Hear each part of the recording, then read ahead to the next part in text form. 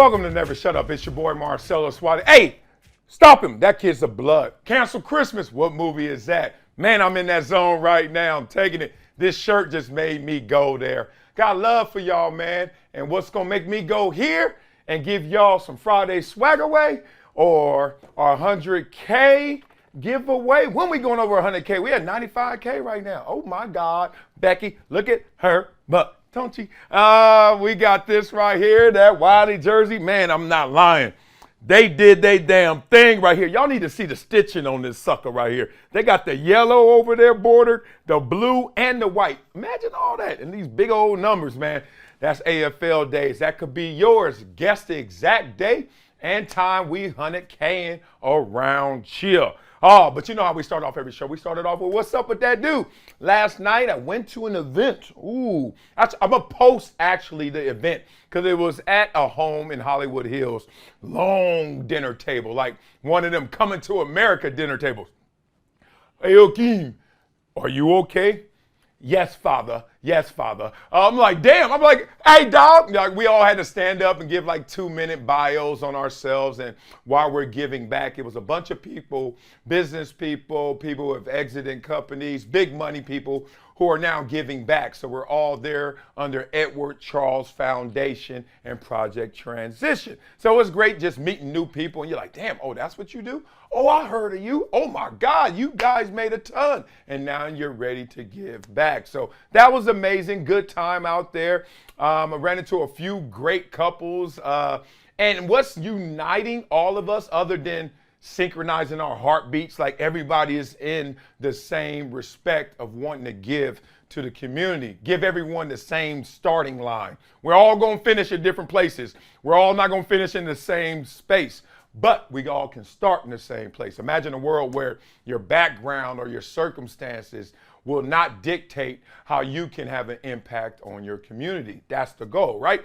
So I met a couple that just sold their manufacturing company. They were like, it's boring, but we have a lot of extra money right now to give. So they were cool because pickleball is something that we both have in common. Like two people, two Korean guys, a guy and a gal, and me, but we all gonna kick in and play pickleball. I love that, right? And then another one was just leaving Bank of America, running the private wealth division, and she loves pickleball as well. And one of them you guys gonna know, especially if y'all know Los Angeles. So there's a restaurant out here called Crustaceans.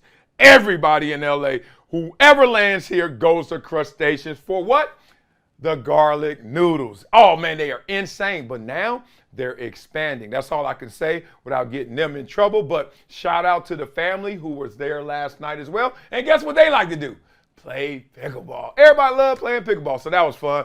Other than that, had another simple reminder this morning, getting the itty bitties dressed, because my wife, she works out, then she hits the sauna. I know, she's glamorous. But I like to get the kids dressed, so it's not even a task for me. It's just something about that hard reset every morning and appreciation. So I'm getting them all dressed, and they always run to MJ's room for one thing.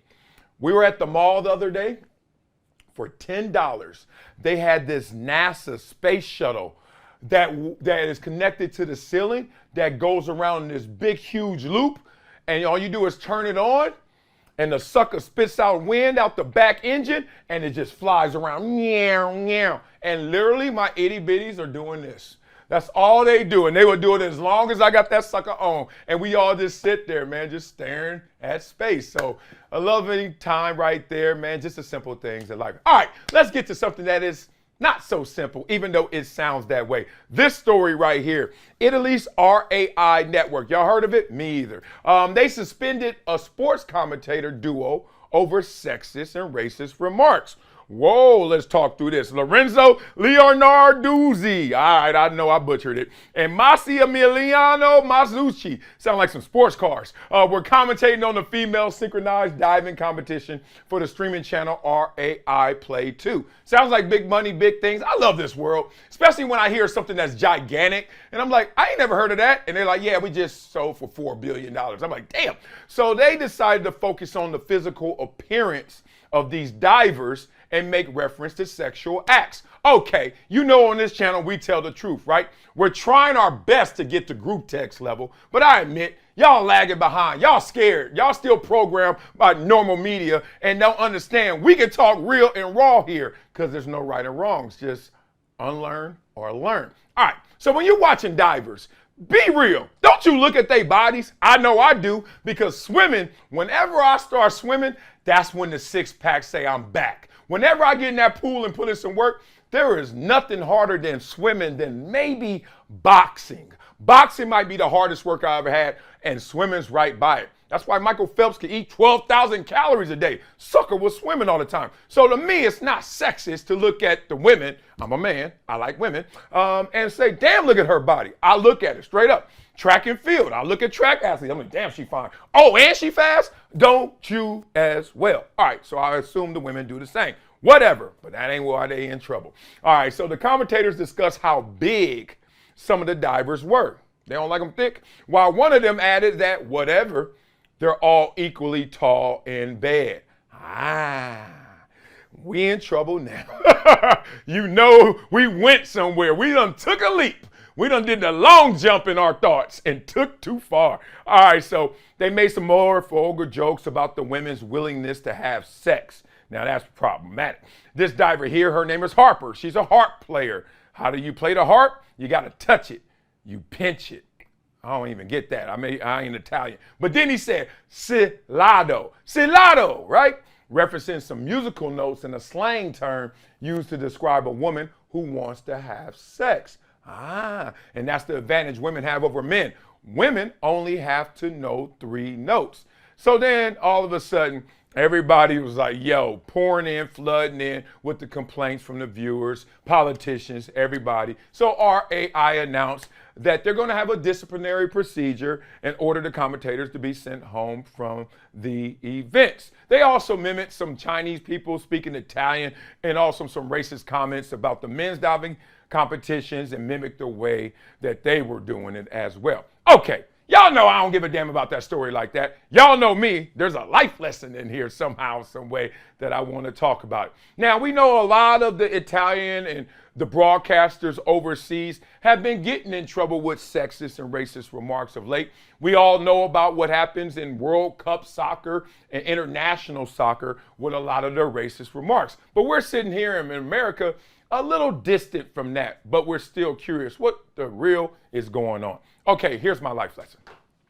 I always wanted this network. Now, when I was on Sports Nation, Michelle Beto and Max Kellerman and I, we used to talk about it on air. It was called Dat Dude TV. And Dat Dude TV was going to be the rawest, realest, because the way I am, I'm really like that, just television network ever. Like exactly what you're thinking in a primal sense, that's how we broadcast it. So sometimes you'll see Snoop Dogg do it. Dave Chappelle in some respects does it. But even Snoop doesn't go all the way with it because Snoop is still a big brand endorser and promoter. But he goes as far as anybody else I know. But what I'm talking about is next level. It was group text coming to life. Group text with a voice. Y'all know y'all group text? Y'all know how gangster your group text is? Everybody in this world is canceled if their group texts are now shown to the public. At least I know I would be, right? So I just had a question. Like, is looking and describing the opposite sex as a sex object harassment, as they are accusing them of sexual harassment, or just inappropriate, which is a difference? I want you guys actually in the comments to answer that, because have we forgotten how we all got here? Like, I mean, the first time I ever finally conceptualized mommy and daddy, what they did to get me here, I was like, right? But I have now matured past that point. But that was a moment, because my kids are in that moment now. They're like, Daddy, how did we get born? I'm like, oh God, here we go. We are there again. But it's funny that we don't talk about it in that way. Like in this world, the one thing that I hate when it comes to communication is stating the obvious is inappropriate, right? If you look at so we decode it. We make up stuff. We got to deflect. We're like, oh my God, she's so beautiful. Or, oh, look at him. He's a good looking man. But then if you have a cocktail with the same person, they ain't just saying you good looking. They hollering, right? So I'm like, why do we live in a world that stating the obvious is just inappropriate, right? So it lends itself to bad communication in all relationships. It's like you literally go through this long unveiling process to finally telling the truth because we start off on some BS. I thought this was really appropriate to kind of get that off my chest and discuss with you guys. So y'all think they should fire the 2 sports commentators? Y'all think a suspension is enough? And what do y'all think about stating the obvious? Is that harassment? Is that just inappropriate? Or is this some BS that we need to change and get back to that? Or do I need to just grow up and just lie like the rest of y'all? Coming up next on Never Shut Up, my man Colin Cowherd. He ain't lying. At least he don't feel like he lying when he talking about Justin Fields. He ripped my little man. He said, man, to rank yourself as an all-time great rushing quarterback is too much ego for him. And he went in on Justin Fields. Let you know what he said next on Never Shut Up. Brinks TV, Reach TV. This kiss of blood. This kiss of blood. Doom, doom, doom, doom, doom. I know all the things.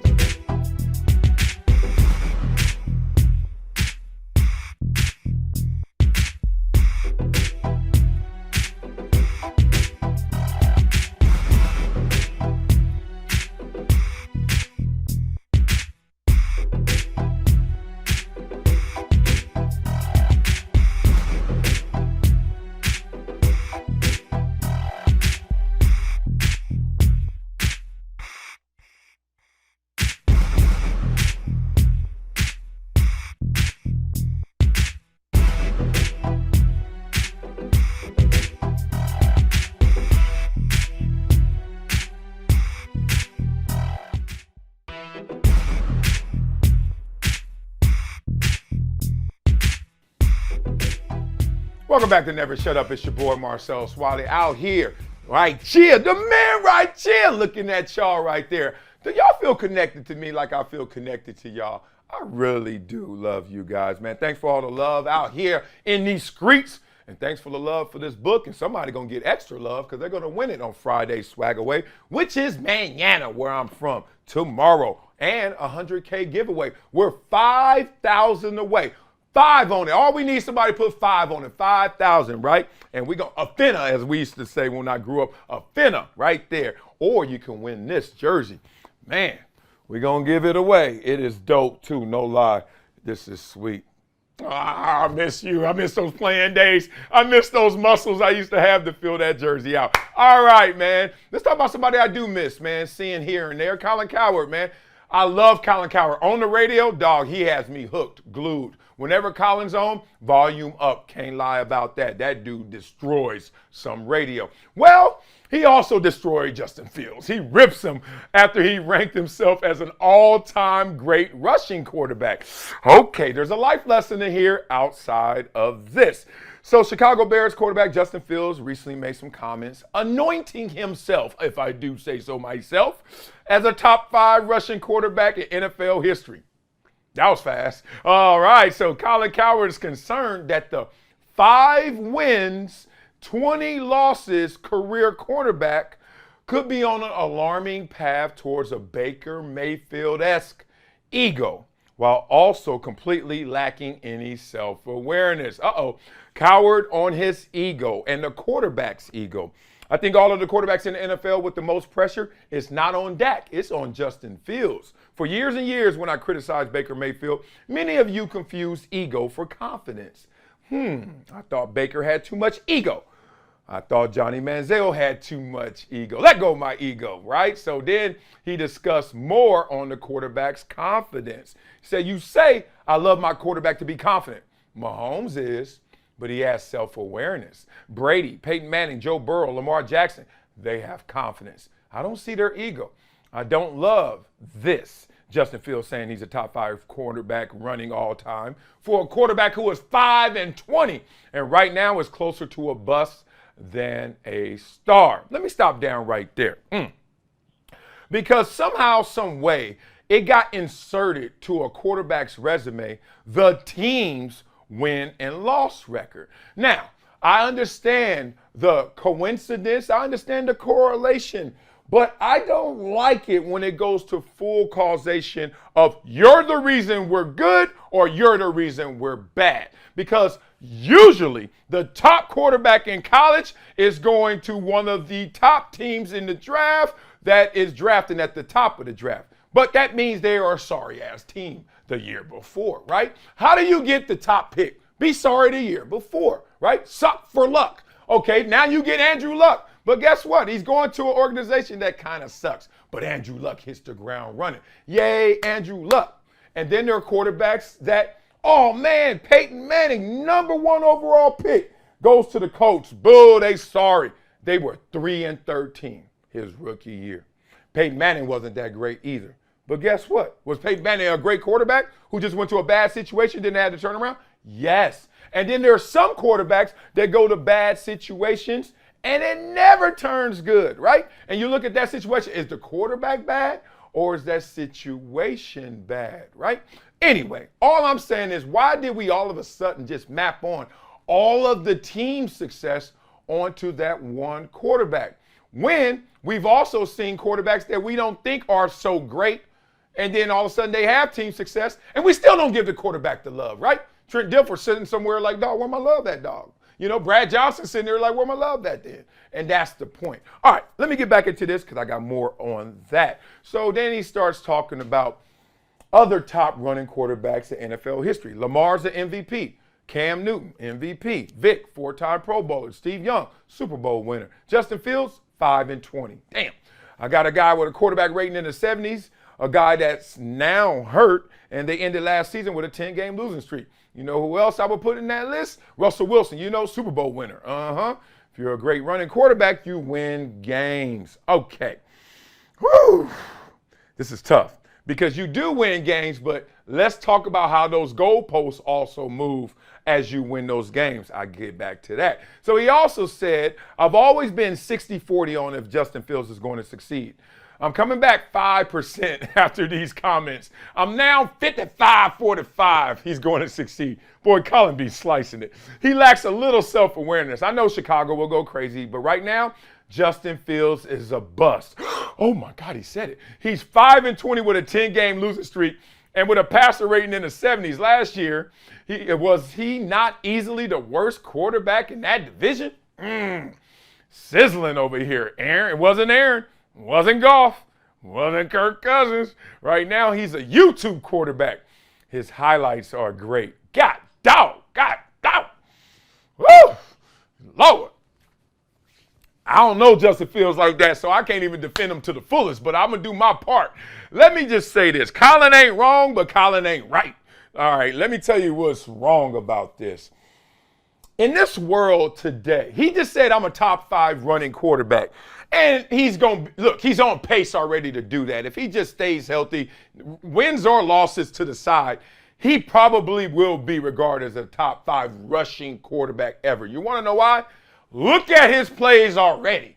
Look at what the offense that they had. They've had changes on the sidelines, obviously, to give them a better structure offensively. But in the meantime, this sucker here can run that football, and we have seen that time and time again. So he just picked a little niche, right? A little niche for him that said, I am the greatest at that. That's like me saying, hey, and this is true, my first 3 years, nobody played the run better than me at DN. That's how I got on the field. I sucked in pass rush, 0 sacks, 3.5 sacks, 5 sacks, which is not suck, but it wasn't the greatest. But against the run, I had games where I had 11 tackles, 17 tackles, 19 tackles. I mean, I was out. I could play the run like nothing. So imagine me in my 3rd year, like I am top 5 in the league right now, run defenders. And somebody would be like, no, you're not, and you suck because your team doesn't win. You'd be like, what are you talking about, Willis? So I think there's some of that. There's some of this. This world makes you wait for your compliments, and I hate it. I hate that we have to wait for somebody to compliment you, or you come off as lacking self-awareness, or you come off as not showing humility. But I don't like it because it's empowering others too much. It is allowing outsiders to dictate who I am in perception too much. I'll give you an example. The most beautiful woman that I ever saw outside of my wife, wink, in my life in the 9th grade was Tiffany Cambridge. 9th grade, Tiffany Cambridge wore heels to school. Makeup to school was beyond beautiful, and everybody knew it, including the senior girls. Like, watch little Tiffany around your man, because he gonna be looking. Tiffany was insane. Still the homegirl to this day. If you know who she is, you know who she has kids by, etc., then it all makes sense. All right, anyway.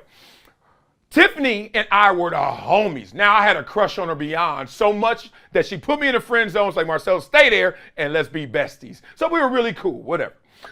I was stuck in that friend zone. I was so mad. Anyway, so we used to talk, and I used to be like, damn, Tiffany, you know every day you show up at school, everybody is on your team. Everybody on your tip. She's like, I know. But the tough thing was she had to act like she wasn't that pretty, that fine. Why? Because people thought she would be cocky if she walked in and thought the exact same thing you thought, but had to wait for you to say it before she could act like that. Y'all catch that? She had to literally go like this until someone said, oh my God, you look beautiful. Oh, thank you. When she really already knew she looked beautiful. Dog, it's okay. Now imagine if she did walk in there though, like, and someone say, oh, you look beautiful. You're like, thank you. And that compliment didn't hit anywhere. Like, you didn't see them perk up. You didn't see them get bigger. And that's what a lot of compliments are, is to be like, oh, I'm giving you this. Now look at it. Did you respond to it? What if somebody said, oh, you look amazing. Thank you. And you just keep it going. They're like, oh, I ain't going to tell them they look amazing again. You'd be like, dog, I agree.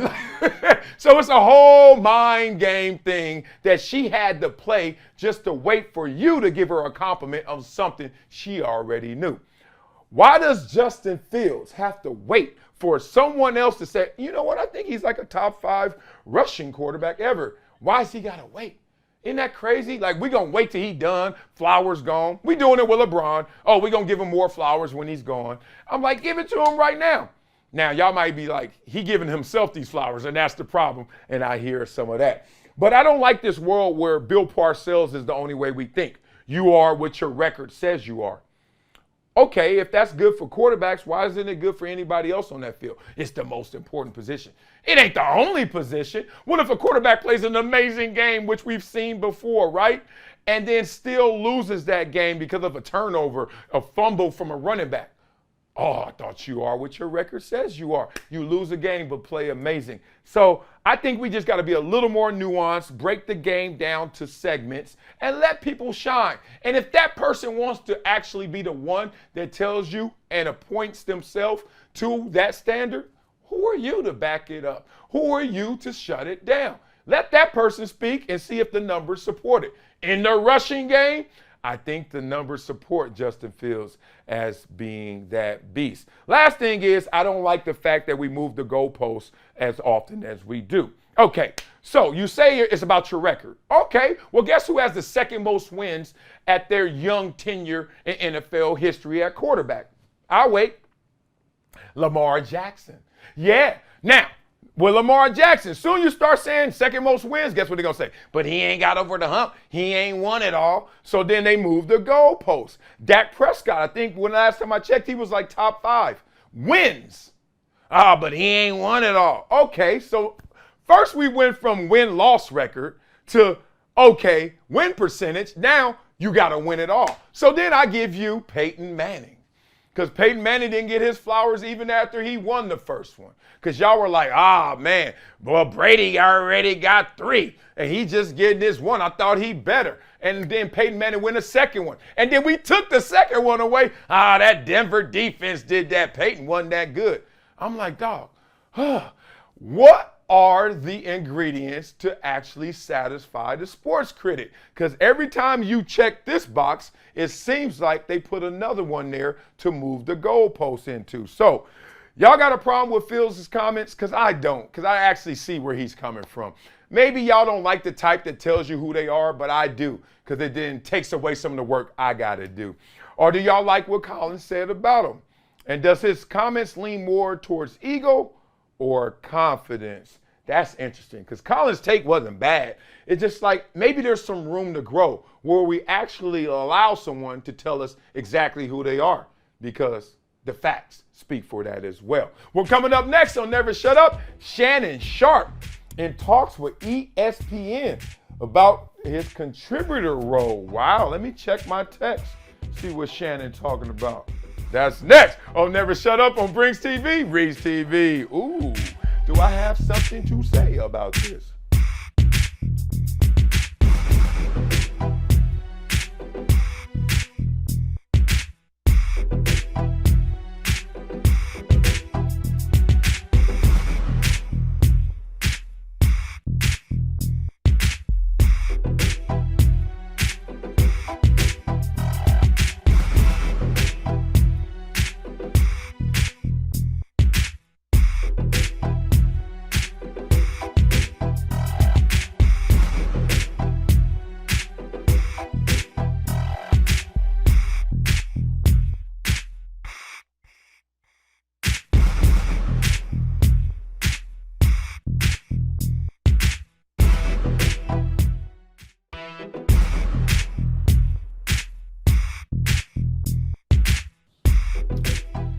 Welcome back to Never Shut Up. It's your boy Marcellus, Wiley, who never shuts up, for real. And y'all know that's not a literal translation, like never shut up, always go somewhere and talking.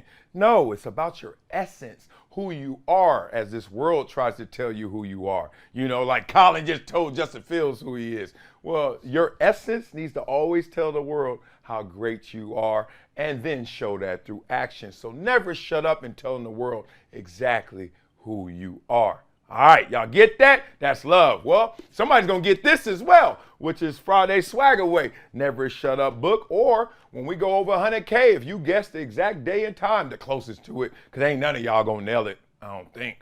You get some of these playing cards, that's me right there. Remember, top 5 run defender in the NFL. Yeah, take that, Colin. And then also you can make it get this jersey right here.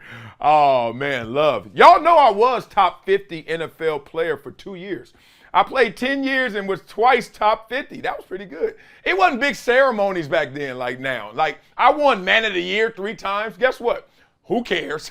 Now, if I had won it, damn, I'd be at the Super Bowl in the tuxedo and all that. But they just sent me like a certificate and said, thanks for helping out with the kids. And I'm like, damn it, dog. It's a whole different animal now. So, yeah, I was number 38 and I think 44 in the league. That's pretty good, right? For a fat DN like me who could play the run. All right, let's get into somebody who ain't fat. This sucker here in shape.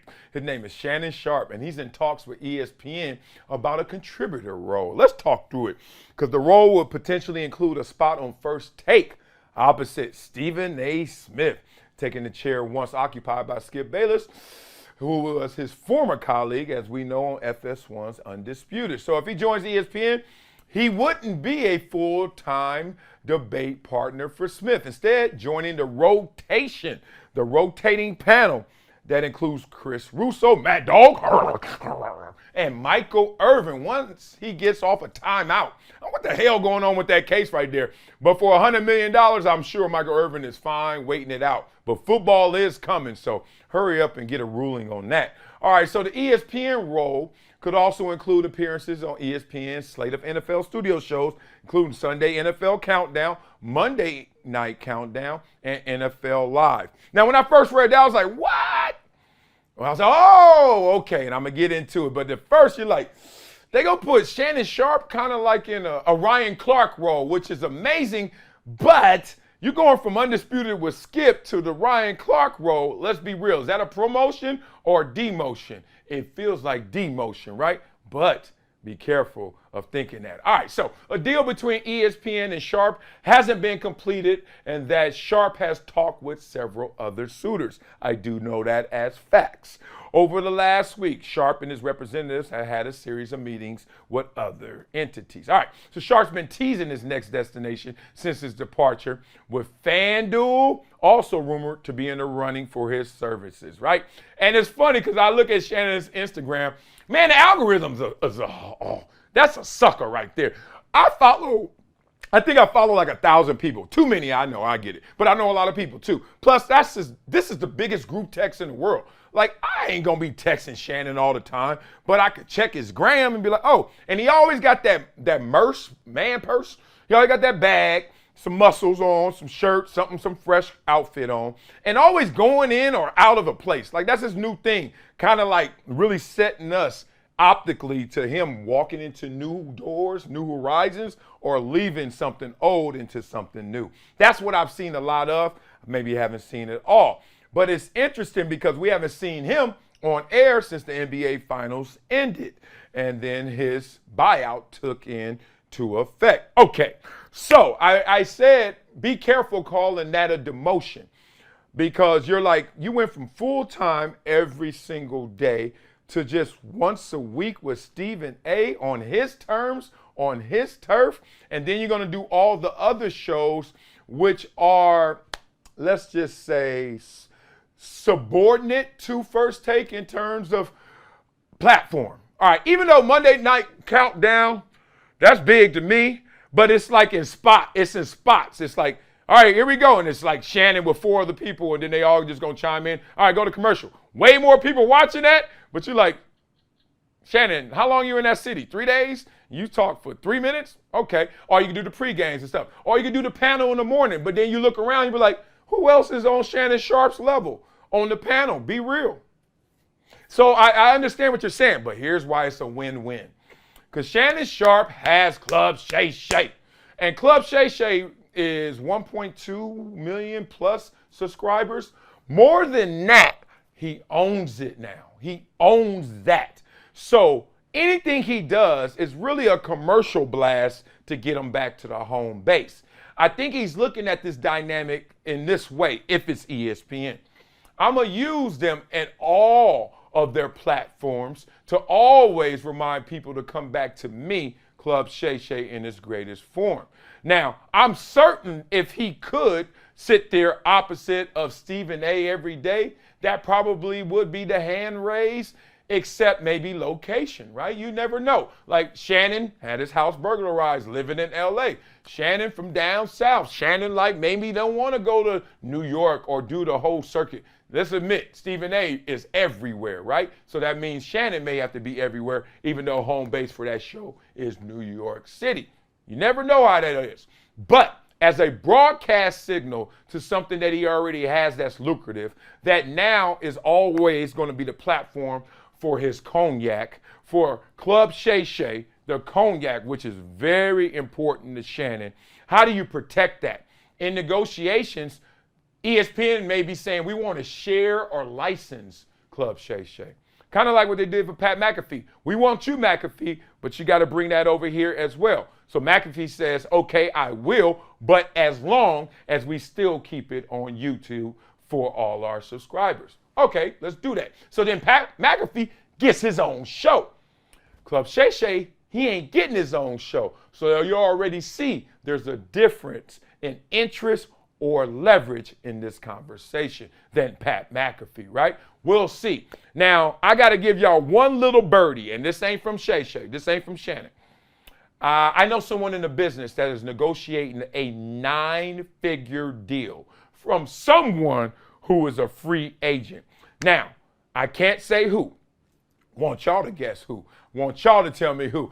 I got to protect the guilty, y'all. This is not my job. I am not PR. I am not doing Adam Schefter anymore, or as they used to call me, Black Adam Schefter. They were like Blefter. I was Blefter for a while. I am not breaking news. I'm letting y'all guess y'all way to the truth. But I'm letting you know somebody about to get paid. And it ain't McAfee because he already got paid. So, all right. Anyway, so I'm not going to call Shay Shay on this one. You know, we talk, but I ain't going there on that. But there are people out there that is interesting are going to have to get something done in the near future if they're going to take advantage of this season. A Keyshawn, a Max Kellerman, right? No news on them right now, but football is starting. We're starting to see the guys in training camp practices, right? So that means preseason's coming, which means the games are coming. Skip Bayless is bailing on the preseason. They are not starting up to August 28th. That's preseason basically gone, right? Those 3 games basically gone. So they're bailing on the NFL preseason. But will Keyshawn, will Max, will Shay Shay bail on the preseason or get something done? Because like any business, nothing gets done till there's a deadline. So do y'all believe the report and the hype? Do y'all believe that that's a win for Shannon Sharpe to be alongside Stephen A. Smith for 1 day a week, but then also all the other platforms broadcasting and rerouting everyone to Club Shay Shay? Or do you think, man, they're kind of playing Shannon over there if that offer is that, because McAfee got his own space and his podcast. Stephen A got his own podcast and his own space and own show. How come Shannon can't get it? Interesting, because I think of him on that same level as them big dogs, right? Y'all like this as a potential move for Shannon? And if not, let's be real. Just tell me, where would y'all like to see him go? All right. Coming up next on Never Shut Up, my favorite part of that show, Wiley's World. Why? Because I'm going to funk up some comments. Then I'm going to hit you with a Wileyism and get up out of chill, because I'm about to go golfing. Yes, I is my first sport. Not my favorite, but I still got that muscle memory. That's next on Never Shut Up on Brinks TV and Reed's TV. Boy, if I hit the ball like that, 4! That is horrible.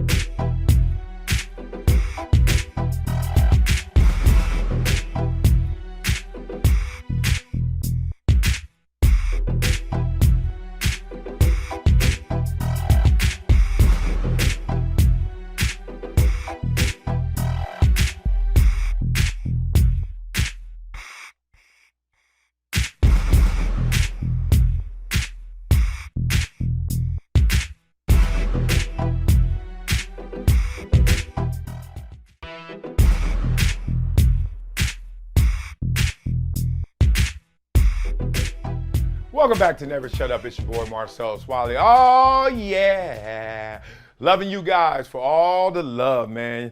Y'all getting to see how silly I really am, man. I laugh at everything. I've been through so much. I'm sure you guys have as well. But then once you went through it, you either get bitter or better. And for me, getting better means making light of all situations, because outside of death, everything else you can recover from, right? So let's laugh at life, and let's never shut up in life. And someone's going to win this book, Friday swag away or $100K giveaway. Okay. Damn, I look tight in this picture. Even though I'm like, I got muscles, I got some muscles, but them hips ain't bending like they should. Man, come on. Jason Taylor's hips were bending, Marcellus. Why weren't yours? All right, and we got this right here, this dope jersey. Dope, like a pounder or a key. So shut up and listen to me. I make a killing. I got money to the ceiling. Why? Because I'm a mother ruthless villain. Y'all know who that is. Godly, I love that. All right, let's get into some funk up some comments right now. I told you guys, and I mean this in a respectful way, but they call it, I have like rap Tourette's, and I don't mean that in any derogatory form. Like basically, I just spaz out, and I think of everything in rap lyrics. Like Michael Eric Dyson, he always professes in rap lyrics. Same way, like anytime somebody talks to me, just say hello, I'll be like, hi, my name is, like I'm just like really different when it comes to the rap music. All right, let's get into this right here and funk up some comments. We got Nick Saban on the hot seat, legacy in danger. Nah, Saban's legacy is solid gold. I love to hear that. He won multiple places with multiple teams as the head ball coach. Billy only won as head coach with Brady. Oh, I get it. So because he did it, reinvented it, and did it again, then you're like, oh, it's all on him. Yeah, that is an easy way to isolate variables to see if it's Brady or it's Belichick, but it's kind of unfair. Like, to do it anywhere should be enough. Like, you got to do it somewhere and then do it again. So Phil Jackson, when he did it in Chicago, yeah, that's great, but you did it with Jordan and Pippen. Do it again. Oh, you did it with Shaq and Kobe. I'm like, yeah, if you give me the same exact talent level or a high level like that, I do it all the time. So I think one is enough for me, but I hear you on the two. That's ridiculous. Was Red Auerbach's legacy questioned when Phil won more championship? Was Bear Bryant's when Saban won more? What has been done is done and can't be undone by someone else doing it better. Preach. Flow that sucker there. I feel the same exact way. It's almost like being called a doctor, right? Or graduate. Once you graduated, one, nobody cares about your GPA if it's from college. And two, if I'm a doctor, I'm a doctor. Don't be trying to say, oh, well, you haven't practiced in so long. Yeah, doctor, me haven't practiced in so long, right? All right, so Stephen A., Lebitard, and Woj all sold out. Let's talk about this member comment right here. It got my man M. Ron Liner. All right, Mr. One. Oh, ha! You got me slipping. Mr. One-Liner. That's dope. Y'all give people on TV too much credibility at the end of the day. It's all entertainment, and no one is hiding it anymore. Good point.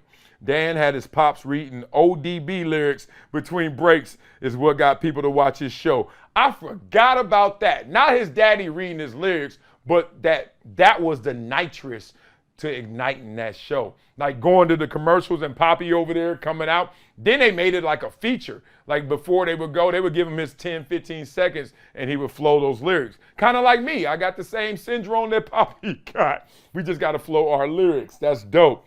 Great point, Mr. One-Liner. I said MR Onliner. All right, we got another one. Marcus P. I'm more YouTube, but still check out some shows, but mainly as background. Same here. It's crazy. This year, Woj is covering for Portland. Last year, everyone was saying how he was looking out for Sean Marks with the Nets, with his Nets coverage. Everybody just spilled their sources, LOL. Yeah, I mean, look, you can follow the truth, but you can follow the money, and then you might follow the money and find the truth. Ooh. Basically, it's almost impossible for Woj and those guys to have those type of relationships, insider relationships, without showing some favoritism. Now, how does someone become your favorite? Maybe they give you better information, rawer, realer information ahead of time, a lot earlier than others. Maybe they give you something that nobody else is giving you. Or maybe they just look out for you. They make your experience greater, you know? It doesn't always have to be cash, like a cash transaction. Sometimes just making my life easier. That human capital works as well. You see it in like anybody who gets arrested. The police are sitting there like, look, you have the right to remain silent, but if you say something, we're going to use it against you, but it's going to help you if it helps us do less work. Make my job easier, I'll make your sentence lighter. You make me go through hell, oh, throw the book at his ass, right? Basically, that's how that sounds. Draymond Green says why he punched Jordan Poole. Okay, so Frank A. What you say, Frank A? Oh, yes. Never just do it. No matter how annoying a teammate can be Steph. Or just think, what would Steph do in this moment? Like them little Jesus wristbands. Oh, man. As a Warriors fanatic, I'm done with Draymond Green. Veteran players should know better. Violence is the tool of those who have nothing to really to say. I know what you mean there. That's why I'm not violent. Doesn't mean I don't get perturbed. Doesn't mean I don't get disturbed. Don't mean I don't want to throw these hands. It's just I won't, because I'll use these words or I'll use this mind to just escape that situation, that altercation, right? But I'm also not in that same predicament. That emotional context of a younger, less accomplished, annoying teammate can get to you. You still shouldn't put hands on them. I'm not justifying it, but I understand. You know what I mean? Like Chris Rock said. All right, we got sounds to me like Green can dish it, but can't take it. He crossed the line a bunch of times. Some might call him a habitual line stepper. Dave Chappelle would. Yeah, we know Draymond doesn't cross the line. That's usually the ones who get offended. A hit dog hollers. And ye judge, ye shall be judged. Whatever Draymond does, when it's flipped on him, that's when he got a problem. That's like most people. They'll do something, and what they're paying attention to is the same exact thing that they do, and they hate you for doing it. And when you do it back to them, oh, they really get hot 100. All right, to me, this is a leadership failure on Steph. Ultimately, it is his team. If Poole was talking smack to the point of annoying other players, then Steph or the group of Steph, Clay, and Dre should have sat him down and corrected the course with a chat. Dre keeps going on about how smart he is. Not in this case. Yet another chance down the drain due to hot-headedness and stupidity. I give you all of that. I give you all of that. Like, this is Steph's team. At the same time, Steph can't be omnipresent, like everywhere, doing everything, putting out all fires, because imagine if you're with someone who you know is your leader, but won't let y'all work it out. If you're a parent and you have kids, and then your kids get into scuffles, yes, guide them. Yes, make sure that they're going to stay healthy in the situation. No one gets hurt and harmed, but let them work through it. Right? They got to build up their people skills, and it starts at home. That respect starts at home. Sister and brother got to battle a little bit. You know what I mean? Not put hands on each other necessarily, even though that may happen sometimes. But then that's the moment where you can teach. That's the lesson that can be learned. But you got to let them work through it. If they tangle themselves up, sometimes throw your hands up. Let them unknot themselves. I think Steph probably in this moment, Draymond, we know him, Jordan trying to show his man bones and trying to flex and say, I belong too, went there as well. All I know is I don't fight, but I would never, ever, ever allow a teammate to sucker punch me and think he's okay coming to practice the next time. Oh, no. I don't know what I would do. I can't lie. I do got cousins, though. I do got uncles. I do got family out there. I don't know what I would do, y'all, but I would do something. That's all I would say. All right, y'all. This is what I'm about to do now. In this show with a Wileyism. Yeah. All we are is a result of what we thought. Whew. I can hear Ice Cube right now. God dang, I'm glad y'all set it off. Woo! That is setting it off. All we are is a result of what we thought. Just this morning, I caught myself with a lower frequency of thought. Like I had this challenge. I was thinking about reaching out to somebody who had reached out to me and responding back to him. And my ask was going to be a little too low.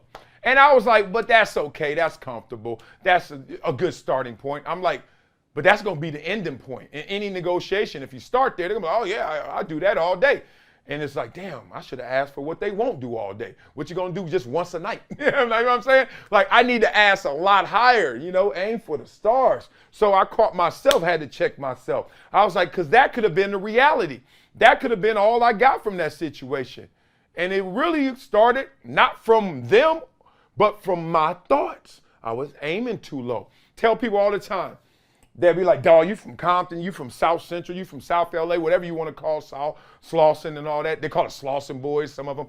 Whatever you want to call the hood.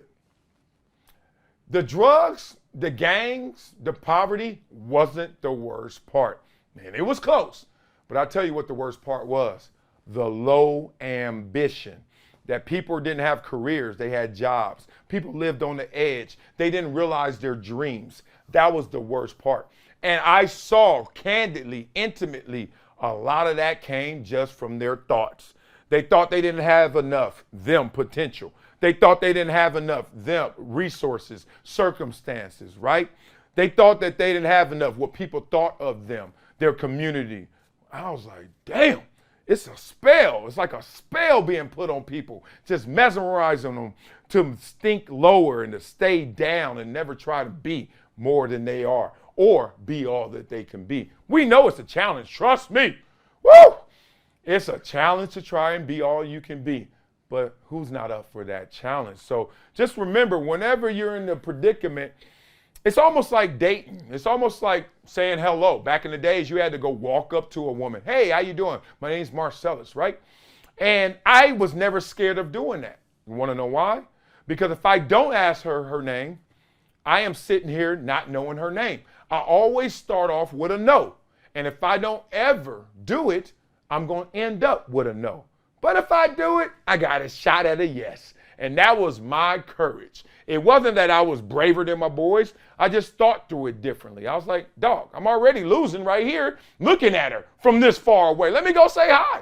Maybe she'll say hi back. Maybe she'll diss me. But hey, I'm starting at a no, so even a diss is not taking me anywhere new. So always believe in yourself, always think high of yourself, and aim for the damn stars. It's okay if you land back on the ground. Isn't that where you started from anyway? So all we are, y'all, is a result of what we thought. Never forget that. That'll do it for today's episode of Never Shut Up. Oh, man, what am I about to do? Am I going to play 9 or 18 today? Don't that sound like you got money? I don't give a damn who you are. If you say you're going golf and I think you're rich, it's just crazy like that, man. Much love to you guys. I suck in golf right now, but I'm going to get better because I'm going out there right now. Love for you guys. Enjoy your day. Yeah, yo.